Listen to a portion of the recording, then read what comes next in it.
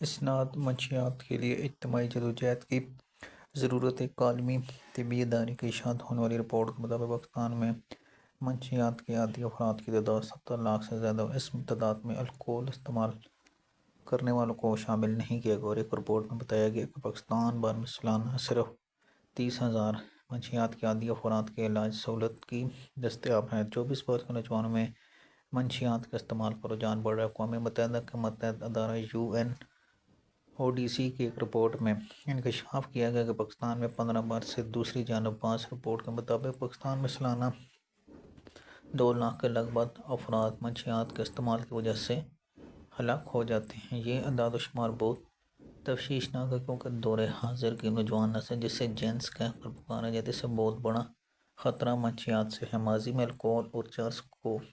افیون، heroine کو سب سے بڑا مہنگا اور سمجھا جاتا ہے، لیکن آج آئس، کوکین سمیت مختلف اقسام کی نشہ آور گولیاں نوجوان نسل کے زیر استعمال آ چکی ہے۔ اب تو منظم اور بااثر کمرشل نیٹ ورک متحرک ہے جو نوجوانوں کے لیے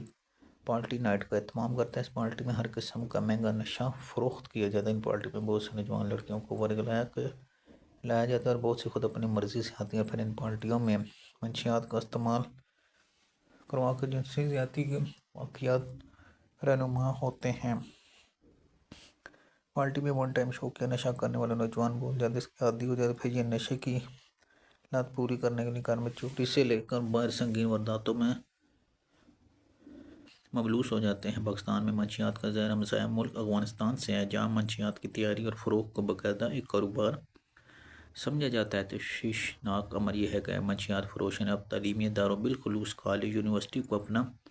ہدف بنا لیا۔ تعلیمی اداروں کے اندر کام کرنے والے نچلے عملے، کیفیٹیریا کے عملے کو ساتھ ملا کر نشہ فروخت کیا جاتا ہے۔ واٹس ایپ گروپ بنائے جاتے ہیں جس میں منشیات کی خرید و فروخت ہوتی ہے۔ ڈلیوری کے لیے دیگر بہت سے طریقوں کے علاوہ سب سے مقبول نیا طریقہ فوڈ ڈلیوری سروس ہے۔ کہیں دہائیوں تک مقامی سطح پر منشیات کی روک تھام کرنا پولیس کی ذمہ داری، لیکن افسوس سے یہ کہنا پڑا کہ پولیس ان فرض کی ادائیگی میں مکمل طور پر ناکام رہی، بلکہ پولیس بہت سے مقامات پر منشیات فروش کی سہولیت کار دکھائی دیتی ہے۔ اچھیوں کو معلوم ہوتا ہے تو اس کے علاقے میں کہاں کون سی کس قسم کی منشیات فروخت کرے، لیکن پولیس دکھاوے کا اکا دکا کارروائی کرتی ہے اور باقی سب کے ساتھ فیس مقرر کر کے آنکھیں بند کر لیتی ہے۔ ملکی سطح پر منشیات کی تیاری اور اسمگلنگ کی روک تھام کے لیے وفاقی ادارہ اینٹی نارکوٹکس فورس موجود ہے، جسے ANF بھی کہا جاتا ہے، لیکن صوبوں کے اندر نچلی سطح پر منشیات کی روک تھام کے لیے پولیس کے علاوہ مؤثر اداروں کی اشد ضرورت کو مد نظر رکھتے پنجاب میں صوبائی سطح پر نیا محکمہ کاؤنٹر نارکوٹکس فورس قائم کیا گیا، جسے CNF بھی کہا جاتا ہے۔ یہ نیا محکمہ در حقیقت محکمہ excise technician and narcotic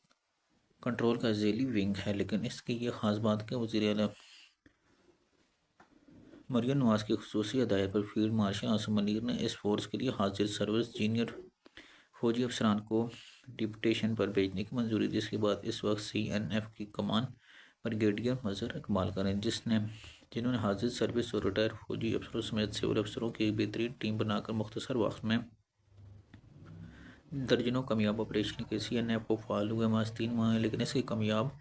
operation کا جائزہ ہے تو 3 ماہ کے دوران 269 سے زیادہ آپریشن ہیں، جس میں سے 99 انٹیلیجنس بیسڈ آپریشن ہیں، 48 چھاپے مار کارروائیاں کی، جب سے 123 ایکشن روڈ چیکنگ کے دوران کی گئی۔ مجموعی طور پر 13.2 ٹن ملی منشیات کو برآمد، جس میں 12,500 کلو گرام بھنگ اور اسی طرح ملزمان سے 56 خطرناک ہتھیاروں سے اسمگلنگ استعمال کرنے والی 11 کوڈ کیپٹر بھی پکڑے جا۔ CNF نے مجموعی طور 156 FIR درج کر کے 198 ملزمان کو گرفتار کیا۔ آبادی کے تناسب سے پنجاب سب سے بڑا صوبہ اس لیے جہاں اس حد مشینات کا چیلنج بھی اسی مطابق سے زیادہ مشکل و وسیع۔ چند روز قبل وزیر اعلیٰ نے CCD کو بھی منشیات کے خلاف سخت ایکشن کا ٹاسک دیا، اور اب تک CCD نے پولیس ریکارڈ میں بڑے منشیات فروش کے طور پر موجودہ منشیات فروش کو جانواسی کرنے کی فیکلٹی مکمل کر لی، اور